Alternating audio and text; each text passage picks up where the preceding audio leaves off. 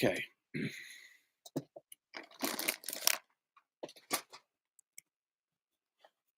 we're ready.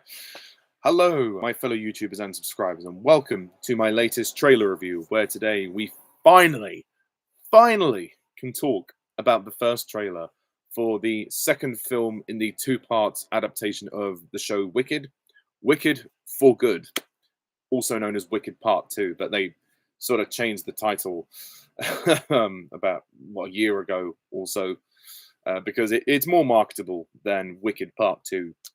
So this has been a long time coming. So the first film released last November and was a massive success, and it totally converted me to the show and to the story. I have now seen the show, so I now know the story, and so I'm going into this one kind of less blind than I was the first time round. But as for the trailer, let's talk about it. So, okay, the trailer starts out with Glinda going out her window to call out for Elphaba, and she says, show up before the monkeys find you or something. And then we pan around and we see her, and then we hear a bit of the singing that we're going to hear in the film. No good deed goes unpunished, and a little bit of the For Good song as well. And Elphaba's in some kind of hideout, doing her magic, and Glinda and Fiero are preparing for their wedding. And already I can see that this movie is going to be visually outstanding. The cinematography and the production design, the artistry is just as good as the first film. Clearly, the films were made concurrently together, back to back. So naturally, because the first film looked so stellar, this is going to look just as good and just as consistent. But I gotta say, one of the most beautiful shots in this trailer is the wedding. When Glinda's walking down the aisle. I mean, that is just gorgeous. The cinematography is outstanding. Surely this one is going to win Oscars as well as the first one. And every shot is like a painting, and that's what you want. This is one of those few films that literally transports you to another world, and it's amazing. And we see other shots like in the clouds with Elphaba putting a message saying, "Our wizard lies," and all of Munchkin Land and Glinda are watching that, and they're seeing Elphaba descend into villainy, essentially, which was the plan all along for what happens at the end of the first movie. And as it goes on, we see a few more moments with Elphaba and Glinda. I'm not going to spoil too much, but we do see a couple more moments where they're clearly conflicted with each other. And there's a moment where she says, "You're the only friend I've ever had," and she says, "Me too, and I've had a lot of friends," which is great. And just the relationship between these two people is absolutely beautiful. It really is. And I gotta say, I got a little bit teary watching this trailer. I'm not gonna lie. This is one of those few trailers that really is very emotional, and I think that this second part is going to be just as emotional, if not more so, than the first film. And I was amazed how much the first one moved me. And also, we get a little glimpse into Dorothy and the Scarecrow, the Tin Man, and the Lion going to see the wizard, like as in the Wizard of Oz story, where they have to go and get the broom of Elphaba. And just every moment in this just looks gorgeous. There's also more of Jonathan Bailey as Fiero, becoming captain of the guard as he does in the show, and his conflict. We're seeing him change, and there's a moment of connection with him and Elphaba that's shown in the trailer. And if you haven't seen the show, this doesn't really give anything away, which is fantastic. I know the story now, but for those who don't know the story or have only seen the first film, they are in for a real treat. This is going to be an absolute blast. I've got to say, like, I've never been so happy to see a trailer. It was worth the wait, and just, oh my god, like this movie looks absolutely incredible. I will have to buy this on 4K. Like, I bought the first one on 4K, and having now seen the show, I really understand why they have split it into two films now, because I think that the way that it's structured, with Defying Gravity being such a powerful song, you do need a rest after that. And I don't think they could have just continued the film. If it was one film, I don't think they could have continued it straight away. You would have needed a bit of breathing space. So it does make sense, and they were able to kind of flesh out more of the character moments and the backstory, and really give Elphaba's arc a lot more meaning.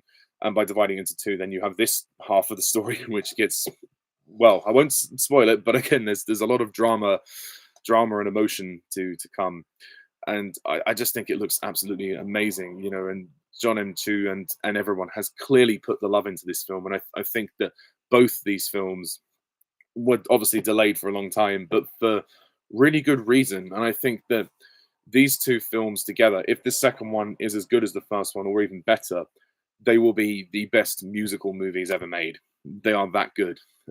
I've got to say, like, I'm stunned. This trailer is absolutely stunning, and visually, just again, the trailer is all about the visuals. I have to be honest, as well as the heart and the emotion with the two lead characters. The visuals, the music, it all looks so good. And we do see more of Jeff Goldblum as the wizard, and Madame Morrible appears briefly in the trailer. But for a 2.5 minute trailer, it actually doesn't give anything away, which, as I said, which is amazing. And I'm stunned. And you know, Cynthia Erivo and Ariana Grande are just perfect together on screen. Their voices match so well, and the singing is incredible. I can't fault this trailer. I can't fault it at all. It is really good. I think it looks really, really good. I think the only thing I might say is potentially I hope they haven't given too much of the songs away for those who haven't seen the show, but I don't think they need to worry too much about that. I think it's again, it's all looking absolutely fantastic, and I've watched this trailer a good few times now, and wow, I mean, just wow. I mean, the first film when the trailers came out for that, it didn't do a lot for me. I thought, okay, visually looks really good and the production design looks amazing, but at the time I hadn't seen the show, so I wasn't really as hyped. And then I was blown away by the first movie. So yeah, Wicked for Good. I think it's going to be incredible. I think it will be really good. I hope it's one of the best films of the year, if not the best. This is how you do a trailer. You hook the audience emotionally, and I think it being part two, you've already got an invested audience from the first film and from the show who are anticipating this. But the trailer, again, I think was clever in that regard. It gives you more of what you loved about the first one, which is the relationship with the two leads, the music, and it shows off its visuals quite well. This is a movie that needs to be seen on the big screen, and it needs to be seen in 4K. It looks completely epic. So, and I think that's what they've done with these two films, is why the first film is so long at 2 hours 40, even though it doesn't feel long. And then the second film is likely going to be a similar length. You know, it's that they have this magical world, so why not make it an epic? I think that's fantastic. And I've got to say, like, it just blows me away, the performances by everyone in the first film and in this one, judging by the trailer anyway. You know, Cynthia and Ariana are gonna go down in history as the two luckiest ladies in the world that got to be a part of these movies and tell this story. And calling it Wicked for Good, I think, is a smart idea. Do you think Wicked for Good will make 1 billion? Maybe, but then it is up against Avatar and Avatar Fire and Ash. Well, yeah, we're still waiting for the trailer for that, so we'll see.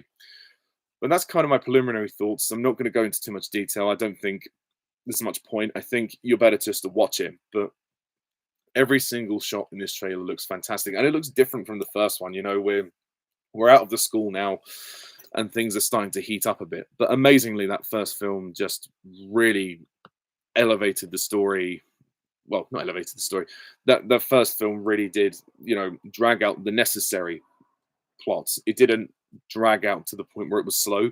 It felt brisk, which was really good, really impressively edited. So if they've got the same editor working on this on Wicked for Good, then I hope I hope that is gonna instill some confidence for John M. Chu, the director, and I think that a lot of people are going to get a lot of work after this. And like I said about the first film, it looks like a production where so many people were passionate about what they were making, and that's the best kind of filmmaking, is when you recognize the filmmakers' passions, the filmmakers, the actors, everyone involved. You recognize there was a collaboration and a passion.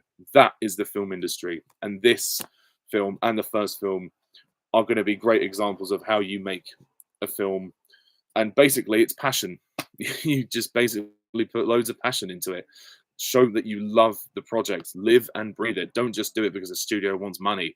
While these movies were always going to make money no matter what, because it's wicked and the show's popular. So popular, gonna be popular.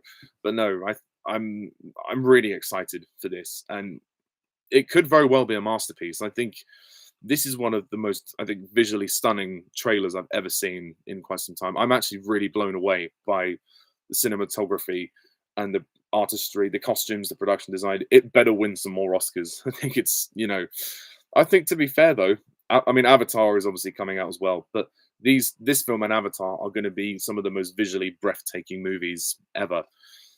And I think as well, this film, Wicked for Good, looks, as well as it matching the first movie in terms of its aesthetic, it might even exceed it. I think certain shots I'm looking at in the trailer, I'm like, wow, that is beautiful. Like, it looks absolutely beautiful. And I know I'm kind of fanboying out here, so I'm trying not to sugarcoat it too much. I mean, some of the flying sequences, I'm not too sure about those yet, where they'll fit in, and I hope they don't overdo the Dorothy stuff, because in the show, Dorothy's not sort of featured too much, at least to my memory. So the whole scene of like going to get going to the wizard to get, and then he says, "Bring the broom back, and I'll cut you a deal," and all of that stuff. I hope they don't repeat too much of that, because we've already seen the Wizard of Oz. We know that part of the story. If it's there and just flashes, that's fine. That would be my only kind of reservation, is I hope they don't linger on the Dorothy stuff, because it might take away from the main focus, which is Elphaba and Glinda. Well, obviously the Dorothy stuff is needed for the timeline reasons. I don't think that it's the stuff that is the most important. It needs to be there, but it doesn't need to be there in a lot of space. If they're going to drag anything out, that is the one thing I'm a little bit worried about. I hope they don't do that. So, okay, there's my reservation. But everything else I am really excited for. So there we go. So that's all I've got to say about that. What do you think of this trailer? Please comment down below. Let me know. And stay tuned for my review of the movie, which will be coming in November. So until then, I'm Pajak's Perspective. See you soon. Bye for now.